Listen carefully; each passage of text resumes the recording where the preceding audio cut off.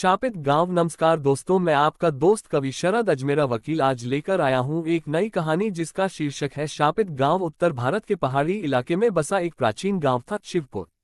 ये गांव अपनी सुंदरता और प्राकृतिक हरियाली के लिए प्रसिद्ध था। चारों ओर पहाड़ों से घिरा हुआ शिवपुर का हर कोना मनमोहक दृश्यों से भरा था। लेकिन इस गांव के लोगों के लिए यह प्राकृतिक सौंदर्य किसी अभिशाप से कम नहीं था।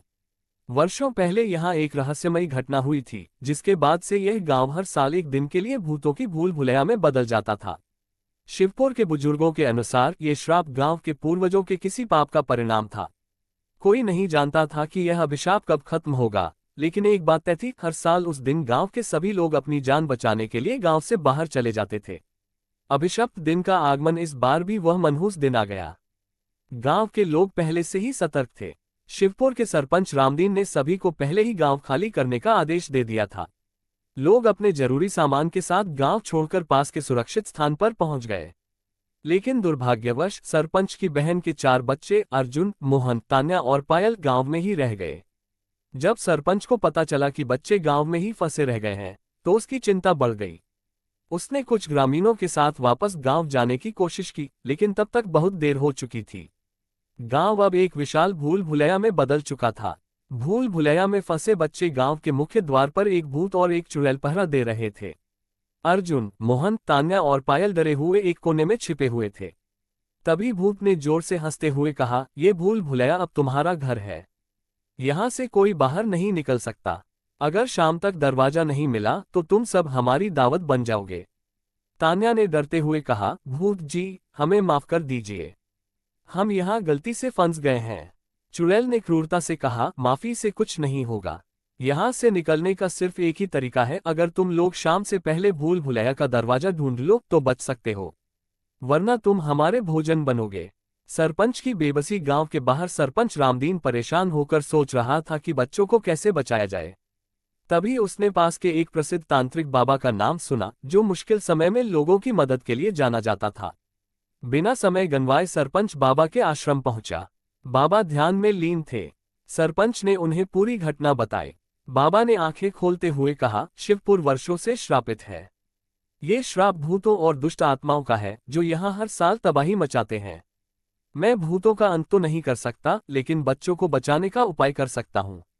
तांत्रिक बाबा का जादू। बाबा ने अपने जादुई मंत्रों से 2 गरुड़ पक्षियों को प्रकट किया। ये पक्षी साधारण पक्षी नहीं थे। बाबा ने कहा, "ये पक्षी अपनी इच्छा से आकार बदल सकते हैं। ये भूल भुलैया के भीतर जा सकते हैं और बच्चों को बाहर निकाल सकते हैं।" सरपंच ने घबराते हुए पूछा, "बाबा, क्या ये भूत और चुड़ैल से बच पाएंगे?" बाबा ने मुस्कुराते हुए कहा, "डरो मत। इन पक्षियों के पास ऐसी शक्तियां हैं जिनसे भूत और चुड़ैल इन्हें नुकसान नहीं पहुंचा सकते।" भूल भुलैया में संघर्ष। उधर अर्जुन, मोहन, तान्या और पायल भूल भुलैया में रास्ता ढूंढने की कोशिश कर रहे थे। हर बार वे एक ही जगह लौट आते। मोहन ने निराश होकर कहा, "हम कभी बाहर नहीं निकल पाएंगे। ये भूल भुलैया हमें मार डालेगी।" अर्जुन ने हिम्मत देते हुए कहा, "नहीं, हमें हार नहीं माननी चाहिए। चलो आगे बढ़ते हैं।" वे चारों एक दूसरे का हाथ पकड़कर आगे बढ़ने लगे। इस बीच भूत और चुड़ैल आपस में चर्चा कर रहे थे। चुड़ैल ने कहा, "सरपंच ने वादा किया था कि वह हर घंटे हमारे लिए मुर्गे और बकरे भेजेगा, लेकिन अभी तक कुछ नहीं आया।" भूत ने गुस्से में कहा, "हम मुर्गों का इंतजार क्यों कर रहे हैं? हमारा शिकार भूल भुलैया के अंदर है। चलो 2 बच्चों को पकड़ लाते हैं।" गरुड़ पक्षियों का आगमन। इसी बीच गरुड़ पक्षी बाबा के आदेश से उड़कर भूल भुलैया के पास पहुंचे। उन्होंने बच्चों को खोजने के लिए अपनी आंखों से तेज रोशनी निकाली, जिससे पूरा भूल भुलैया जगमगा उठा। बच्चे इस रोशनी को देखकर हैरान रह गए। पक्षियों ने उन्हें ढूंढ लिया और कहा, "डरो मत, हमें तांत्रिक बाबा ने भेजा है। हम तुम्हें यहाँ से बाहर ले चलेंगे।" अर्जुन ने पूछा, "आप हमें कैसे बाहर निकालेंगे?" पक्षियों ने कहा, "हम उड़कर बाहर निकलेंगे। तुम लोग हमारे पैरों को पकड़ लो।" बच्चों ने पक्षियों के पैरों को मजबूती से पकड़ लिया। पक्षी तेजी से उड़ने लगे। भूत और चुड़ैल का प्रहार। भूत और चुड़ैल ने जब पक्षियों को बच्चों के साथ उड़ते देखा तो वे क्रोधित हो गए। उन्होंने अपनी माया से पक्षियों पर हमला किया, लेकिन पक्षियों ने अपनी गति तेज कर ली और उनकी माया से बच निकले। बाबा और सरपंच भूल भुलैया के बाहर खड़े थे। पक्षियों ने बच्चों को बाबा के पास उतारा। सरपंच ने दौड़कर चारों को गले लगा लिया। श्राप का अंत तांत्रिक बाबा ने अपनी शक्तियों से भूत और चुड़ैल को बंधन में बांध लिया। उन्होंने कहा, अब समय आ गया है कि शिवपुर इस श्राप से मुक्त हो जाए। भूत और चुड़ैल ने गिड़गिड़ाते हुए कहा, हमें माफ कर दो, हम इस गांव को छोड़ देंगे। बाबा ने कहा, तुम्हारा अंत ही इस गांव की मुक्ति है। उन्होंने मंत्रों का उच्चारण किया और भूत तथा चुड़ैल भस्म हो गए। भूतों के समाप्त होते ही भूल भुलैया भी गायब हो गई। गांव पहले जैसा हो गया। लोग वापस गांव लौट आए। सरपंच ने बाबा का धन्यवाद किया और कहा, आपके कारण आज हमारा गांव फिर से जीवित हो सका है। हम सदा आपके आभारी रहेंगे। नई शुरुआत। बाबा ने बच्चों को आशीर्वाद दिया और अपने मायावी पक्षियों के साथ आश्रम लौट गए। शिवपुर गांव अब हमेशा के लिए श्राप से मुक्त हो चुका था। गांव में फिर से खुशहाली लौट आए और लोग बाबा का गुणगान करने लगे। तो दोस्तों, ये कहानी आपको कैसी लगी कमेंट कर बता दे। वीडियो लाइक और चैनल सब्सक्राइब करें।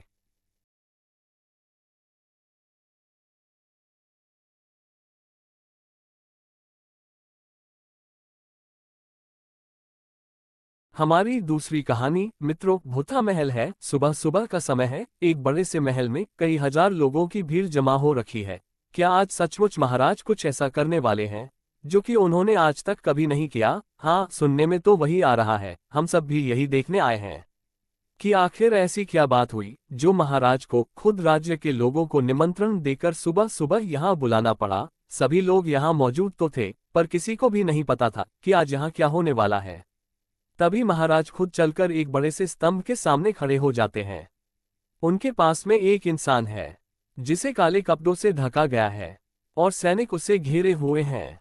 सुनो सुनो सुनो, आज हमारे महाराज इस इंसान को अपने हाथों से मृत्यु दंड देंगे, क्योंकि यह महाराज का अपराधी है। सेनापति के मुंह से मृत्युदंड वाली बात सुनकर सभी चौंक जाते हैं। सबकी जुबान पर बस एक ही सवाल था कि आखिर इस इंसान ने ऐसा क्या किया है जो कि इसे मृत्युदंड दिया जा रहा है।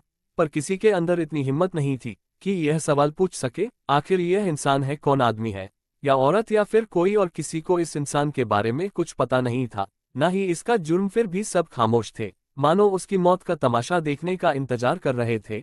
महाराज अपनी तलवार उठ से एक ही बार में उस इंसान के शरीर से उसकी गर्दन को काटकर अलग कर देते हैं, जो कि तड़पते हुए जमीन पर गिरती है। यहाँ हम देखते हैं कि इस घटना के ठीक 140 साल बाद तीन दोस्त रानी समर और करण इस राज्य में घूमने के लिए आए हैं। वाह यार, ये जगह तो आज भी ऐसे लगती है जैसे कि यहाँ आज भी राजा महाराजा लोग रहते हैं। राजा महाराजा नहीं रहते हैं, पर उनके वंशज तो रहते हैं ना। और हाँ, राजा महाराजाओं के रहने से अलग कैसे हो जाएगी। जगह राजा के होने का एक अलग ही रुतबा है।